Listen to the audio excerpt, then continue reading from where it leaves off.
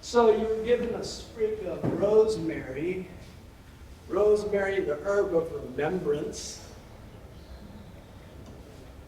So we're here to remember something important that we tend to forget. You could have stayed at home, had a leisurely brunch. You could have gone out shopping, but you came here this morning. Why?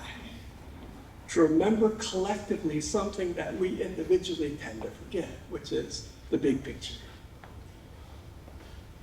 I invite you to take your rosemary and to breathe once again and literally feel the truth, scientifically proven fact, that as you breathe in this rosemary, just take in a breath, you are breathing in at least one molecule of the self-same breath exhaled by Cleopatra 2,000 years ago, and Napoleon, and some peasant in China 100 years ago, and your neighbor next door to you. A molecule of each one of their being essence is in the very same breath you're taking now. Remember, you're connected to something much bigger than just yourself in your life. And now specifically with the next inhale, perhaps remember a specific loved one. Perhaps maybe you brought a photograph of someone for our altar that we made together.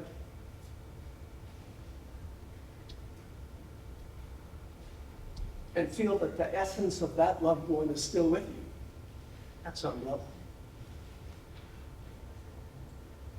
And now on your next breath, with or without the rosemary, let's remember that we're gathered here today to do something very important. To face into the truth of our own impending death and still choose life. Whether we're a young one full and vibrant of health, as these two beautiful young beings are, or three young beings. Excuse me, there was someone hiding behind there, Miss Valentina hiding back there. Or those of us who are closer, markedly closer to death's door. And then to remember that our willingness to see beyond the soul physicality of ourselves into the soul totality of ourselves. That we're doing part of the sacred work that James Redfield in the Celestine Prophecy said, reminded us, it's so important that we open up, not just to being fully inspired personally, but seeing ourselves in the larger context of history, where we want to take human culture from this point on. That we have the power to hold the vision for a positive future for our lives with our prayers, our meditation, as well as our acts. And if we hold this in our minds, not just for ourselves, but for all of humankind,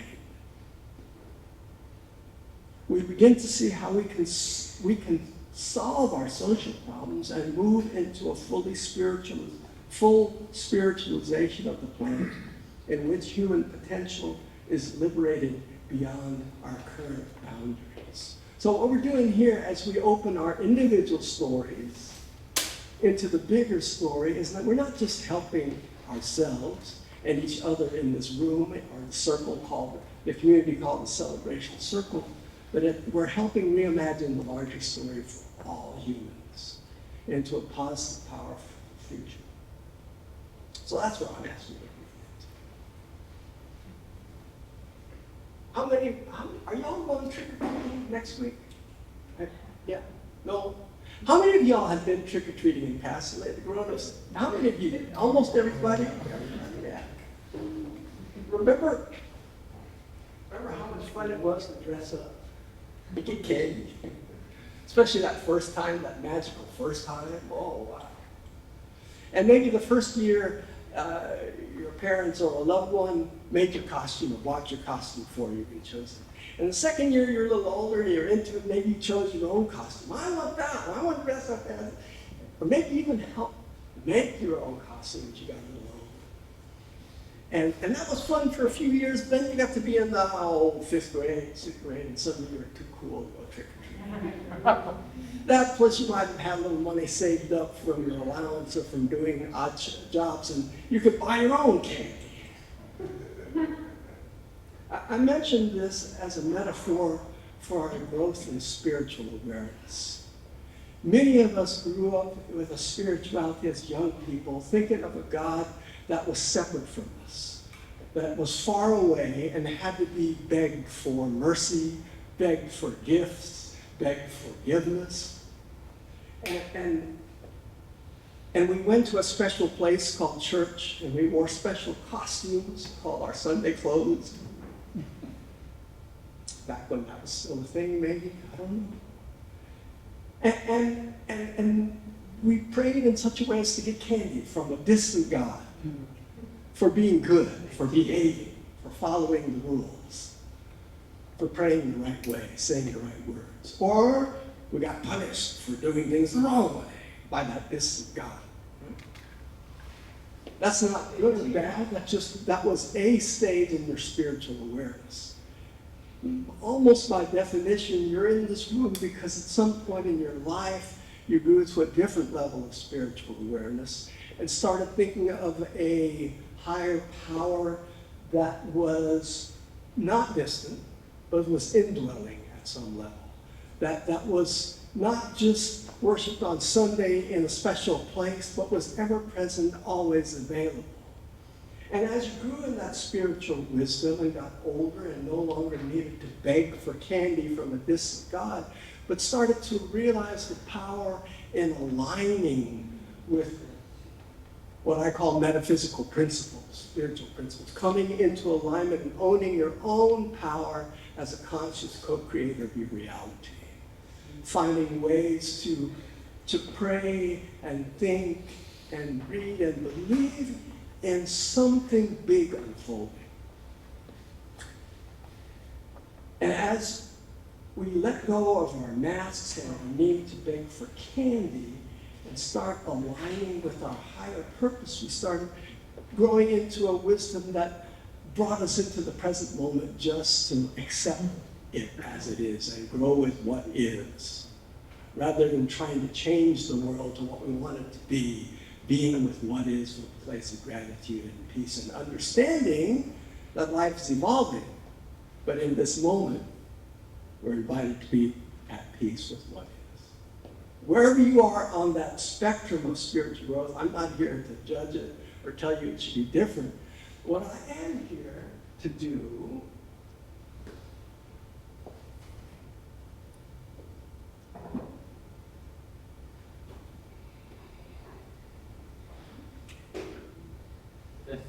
is invite you to think of this glass of water.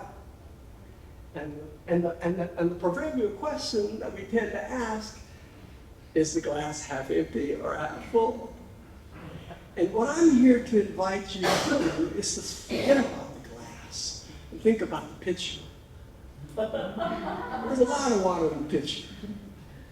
And this pitcher was filled from the tap, which is connected to the San Antonio water system, which is connected to the Edwards Aquifer, which is replenished by rain as it has been for thousands and thousands of years, which is connected to the cycle of evaporation from the seas. All of that is present here in this glass. But if we focus just on the glass and thinking, oh, my life is half empty, or hey, my life is half full, hey. If we count on our feelings about where our life, our little glass is, to guide us, we lose sight of the bigger picture, that there's a picture and a big picture in which this little picture is connected to the water system, is connected to the aquifer, is connected to the seas, is connected to all of creation. And water tastes good sometimes. Breathe into that with me, with or without your rosemary. Breathe into the awareness of the glass of your life being not just half empty or half full, but constantly available to be filled from the pitcher, from the aquifer, from source. And it's from this expansive place that we turn to face death together, whether ours or loved one. And I do not speak lightly of that. I know that in this room, at this very moment, there are people who have lost very close loved ones in very recent times, and that it's still a wound. I know that in this room, there are more than one person facing a serious physical diagnosis and has had reason to look death in the face very closely because they're undergoing chemo or whatever the reason. I know that so I don't mean to make light of this in any way, quite to the contrary. I call us collectively as a community to call forth the higher wisdom and the greater love which reminds us to look beyond the half glass of our lives and look again and again to the source. Not just the aquifer, not just the seas, but to recognize that there is a source that somehow, through some mystery, created the universe as we know it 14.5 billion years ago, containing hundreds of billions of galaxies with countless trillions of stars and planets. That force has got way more than just oceans. And I don't have to figure out how that is. I'm not here to tell you who or how or why God is. I personally have given up on trying to figure it out. That's why I invoke the Holy Mystery. Rock my soul in the Holy Mystery. I can't figure out God. I tried. I read so many books, took so many courses, listened to so many wise sages on the stage telling me who God was. And they were all right as far as I'm concerned. They were all right, everybody. No matter what you believe about God, it's perfect. Me, myself, I don't want to focus up there and out there as much as in here and on the power of the choices that I'm free to make. Because that's what I have control over. I don't have that much control over what the universe does and doesn't do. But I am called to be a conscious co-creator with Creator. Creator's always creating. At this very moment, hard to understand, but scientists tell me this is true with great reliability. At this very moment, as we sit here, the universe is expanding outward at the speed of light. They also tell me that there could be 14 universes. I don't know what to do with that. I just don't know. And again, if I try to figure it out in my head, I can't. And it's not the point. The point is that whatever is creating this universe expanding outward at the speed of light, and constantly creating new stars and new supernova and galaxies being born and dying, whatever that is fully capable of creating everything I need in my life. As I step into my role as a co-creator with creative force by making co-creative choices, first of which is to remember that I have choices. My first choice is to remember that I am that choice, which not everybody chooses to believe. I get that. I'm not arguing for or against anything. I'm just telling you what I'm feeling. That as I remember that I'm free to make new choices, I am not the victim of my past. I am not at the effect of anybody or anything, no matter what the childhood was or who did what to whom when yesterday or this morning. I am free to make new choices now, every moment. The second choice I get to make is that I get to choose whether and how to react to what's happening in the world. Again, I can be a victim. I can have my life ruined by other people and other things and a paternalistic society and that bad person who did that. I get that. I totally get that. I buy into that story on a regular basis because I forget. I think my life is about this little glass. And about all the people and things that are trying to shatter my little glass.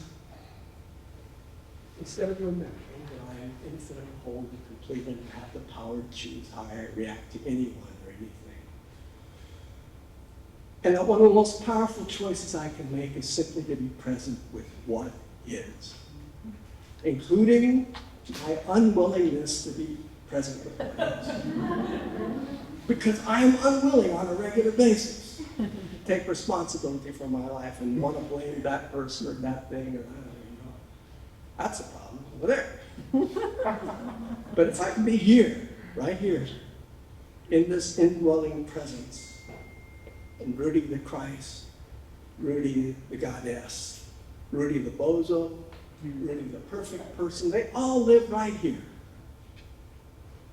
As I choose to trust that life is working on my behalf at all times, under all circumstances, no matter what the appearances are, how I might judge them. Rob Bresney coined the wonderful term pronoia. The idea, that's not opposite of paranoia, where you think the world's against you. Pronoia is choosing to believe that the world is conspiring on your behalf. It's conspiring on my behalf. Don't let me thrive if I'm willing to conspire with it, be a co-conspirer. As I choose to focus on my purpose, on my largest reason for being here, I'm free to choose to face my own death. And to practice, I personally practice my death almost every morning. I love to go out to this rising sun, look before dawn whenever possible, most days, and do the 4 directions. And as I turn and face the west, I take a minute or two to just say, if this was the last minute, how would it feel? What would I, not what I do, because the last 1 or 2 minutes is nothing to do. A piece of candy, what? One more drink, play one more song. No, in that last minute or two, I want to just be present and open and receptive to death. With the same enthusiasm that I'll be open to getting trick-or-treating and getting candy. Just being present with it. Practice time. Anyway.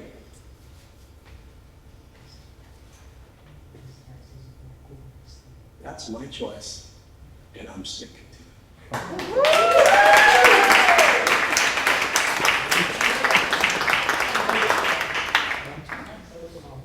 And so with eyes open or eyes closed, I invite you to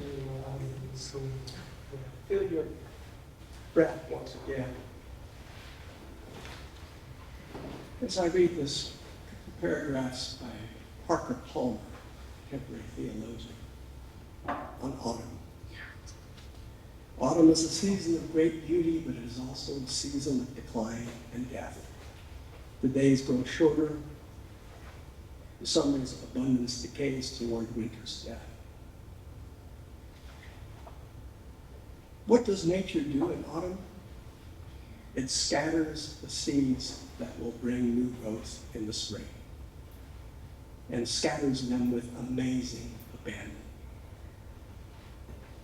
How is life scattering seeds in my life now?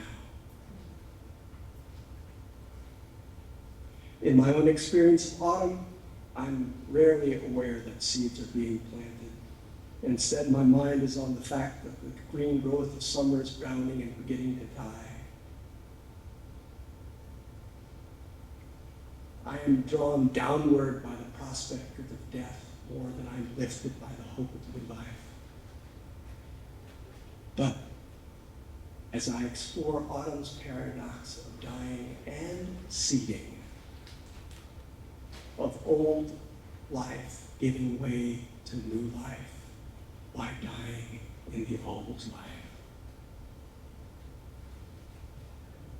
I feel the power and see the myriad possibilities being planted to bear fruit in some season yet to come, which I may or may not be able to see with my mind. but which I can feel with my heart now.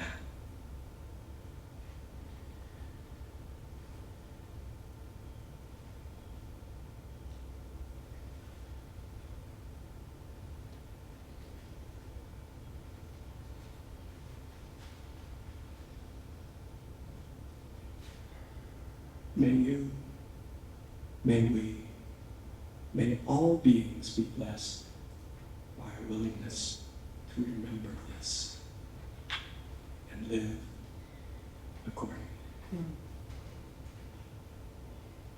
And so it is.